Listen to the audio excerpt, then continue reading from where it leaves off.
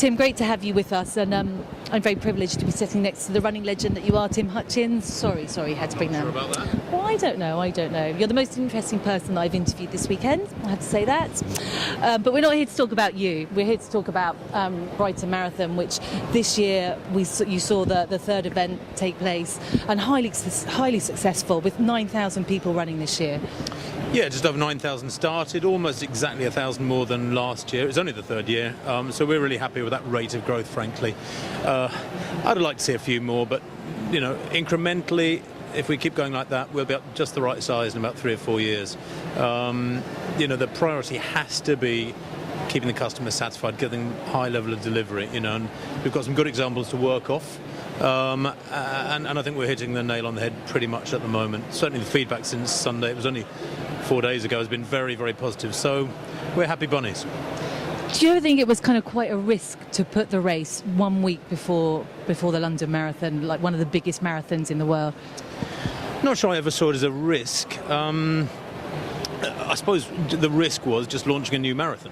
It's like any new product that anybody might be launching. There's no guarantee it'll be picked up and it'll sell and it'll be popular. But we were pretty sure that if we got the basics right, it would get reasonable numbers. And in the first year, it got very good numbers. Last year, it got excellent numbers. This year, we're really pleased it's grown that little bit more. So I wasn't nervous about whether or not it would pass muster. I was curious to know whether or not it would be a big success or just okay. I think it's slightly on the upper side of okay, but there's a lot of work to do. You look at all the feedback post-race, and you don't look at the 85% that's full of praise and gushing. You look at the 15% where you go, right, there's a heck of a lot to do to make it better. Yeah, and so next year, obviously 2013, it's fourth year. Where do you see the race really going, and numbers-wise, where are you going to max out? That's a good question, because we want to increase numbers to where it is just about right. And some people are already saying don't let it grow any bigger because it's a nice size. The city can certainly take more. Our start area, our finish areas can take more. The course is narrow in places. We don't want to make too many adjustments to the course because it works well and it's established and it's popular. We get monstrous crowds. I think we probably get the biggest crowds after London of any race in Britain, by a big margin, actually. So the city has embraced the race. Course works, and we'd be daft to flood it with people and spoil it. But if in 2 or 3 years' time it's taking perhaps 12,000, 13,000 runners, it was 9,000 on Sunday, I think we'll be just about there. Talk to me a little bit about the course. I haven't been down there, I haven't seen the event, but is it just one lap? It's one big lap. It covers about 16 miles of road because there's quite a few out and backs, which work very well. Brighton is obviously just south of the Downs, so if we go inland more than a few hundred metres, you're going up damn great mountainsides. So we're pretty restricted in terms of where we can take it, and we try to use the few little valleys that go inland, and the coastal road itself, which is generally pretty flat. We lopped out one hill this year to make it faster. There's one other hill we'll probably take out next year. So it'll be faster still. I think if it hadn't been cold and windy on Sunday, our winning time of 2:12 could have been a couple of minutes quicker. And if we lop out another hill next year, then it'll be a 2:6, 2:7 course. It seems like every Tom, Dick and Harry marathon around Europe now with 2,000 or 3,000 runners is getting winning times of 2:5, 2:7, 2:9. So my vain side of me wants to join that club. It is really important. Marathon has always been, whether you're looking for a sub 4 hour or a sub 2:10, marathon's always been about pace, hasn't it, and about times. Yes, it has, yeah. And, we have pacemakers for the elite, and we have pacers back in the pack at 3 hours, 4 hours, every half hour, whatever it may be. But while people have their own ambitions as to hitting a certain time, I think the vast majority just want to get round and have a great experience. If you allocate pacers to certain groups of people, they want to hang on to them, that's up to them. If they can't hang on to them, again, that's their fault. We can't do everything for the runner. We provide the stage, if you like, for them, and then they've got to do the training and turn up and do the job on the day. Yeah, and you mentioned 2:12, so that was the men's winning time last weekend. Is that so far a PB for the race?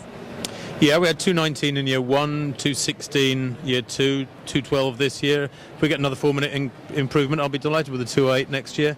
But it's all about bolting on the bits and pieces as you can afford them. We're not a rich race. We don't have a title sponsor. If we had the money, yeah, we'd be buying a big elite field. You know, that's what everybody else does. But you still got the runners turning up, and as the race gets bigger, I guess it's going to attract more of the sort of elite runners. Certainly this year in the women's race, you had a 2:29 winner, didn't you? Which it's not a bad time. We were delighted with that, and it was a bit of a surprise because the girl from Belarus who did it ran a PR by 4 minutes. I mean, it was incredible. But that was quite important because it sort of sends a little signal out to the running community, and people have just cocked their eye and noticed that there was a sub 2:30 there, which shows it's not too bad a course. And I know it's a pretty good course. It's not perfect, but it's pretty good. So yes, we'll work on pumping up the elite field. We had a bunch of guys this year who did a very good job, the girls as well. And as and when we've got the resources to allocate it, we shall be on the hot and the tails of the other spring marathons when we're looking to recruit top athletes. But that's without getting ahead of ourselves. We're very happy with what happened on Sunday. And if next year we step up another minute or two in each race, we'll be delighted. We realise these things take time, and we've made incredible progress in 3 years. If we're making equal progress in the next 3 years, then I'll be, cock-a-hoop. Yeah, I've got to say that the progress has been amazing, and friends that I've had that have run at Brighton have said that the thing they loved about it is that it's just a little bit more low key, isn't it? A bit kind of like, going back to like old school slightly. Yeah, a little bit, I guess. I mean, we try to tick all the boxes that they expect at big events. Big crowds, good branding to give you the feel that it matters, loads of water and isotonic drinks and gels on the course, loads of charity stations. We have over 350 charities associated with the event now. Lots of cheering points. Kids races, we had 2,000 entries for our kids races on race morning this year. That's gone from 500 to 1,100 to 2,000 in the 3 years. So they've exploded. I mean, it's got to be, I don't know, but maybe the biggest mile races in the world for kids.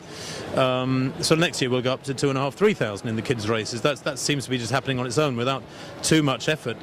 So all aspects of it are really, really nice. We're pleased with where we are. It's great to have an event like this just up the road because it keeps you in your place, so to speak. Your ambitions remain high, but if you get too big ahead on you, you'll get knocked back into place straight away. Well, moving away from Brighton, which was a great success, and look forward to hearing more about it next year and its improvement. But London Marathon weekend this weekend, you'll normally be working, but you decided to have a little weekend off. But will you be watching it on TV? I shall be certainly watching on TV Sunday morning, hopefully with a massive fry-up, a huge mug of tea. I hope it's a lovely sunny day for the runners. You don't wish bad weather on anybody. The weather certainly needs to improve on what it's doing here today on Thursday afternoon. I was associated with London for so long, and I know Dave and a lot of the team pretty well, and they do an astonishing job here. In my view, it's the best marathon in the world by some margin. There's some great races out there, so it's quite something to say that. I shall be watching London and enjoying the race itself. And that's quite nice because I commentate in so many races. To actually just sit there and watch a race unfold is a bit of a treat. Well, your distance was 5,000 metres. You're an Olympian at the Los Angeles Games. But you have run a marathon. You ran a 2:59. 2:56. 2:56. Oh, very important. Which was your first one, and you said you ran very comfortably. But your next and last marathon perhaps wasn't quite as good. No, I ran 2:56 in New York in '94 and 4:55 in New York in 1995, and I was in Rosie O'Grady's very nice little watering hole till about 4 a.m. And I think the buses left the centre of town to go out to the start in New York at 7:30. So I got back to my room and I was looking for the light switch as I went into the bathroom, as you do, and something smashed me in the face, and it was the floor.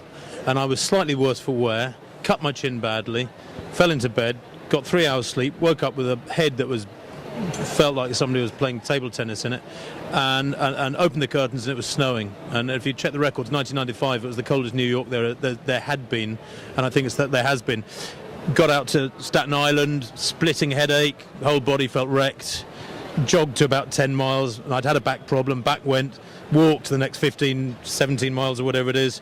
Dave Bedford was waiting at about 25 miles, and I got there with a bin liner on, close to death, and he was close to death as well because he'd been waiting for so long, because this is nearly 5 hours. So I don't think he'd thank me for what I did that time, and I wouldn't recommend anybody else prepares for a marathon like that. Doesn't sound like good preparation to me. It's a great memory to look back on, but at the time I probably nearly killed myself. And is there a third marathon in those legs? Definitely. I'm not sure when I'll get permission to do one, probably for my 60th or something like that. But actually, I will never do one again and disrespect, I hate that word, but I'll never disrespect the distance. If I ever do a marathon again, I'll get some training done and go into it a little bit more sensibly. Okay, watch this space. Thanks, Tim. Thank you. Cheers, Annie.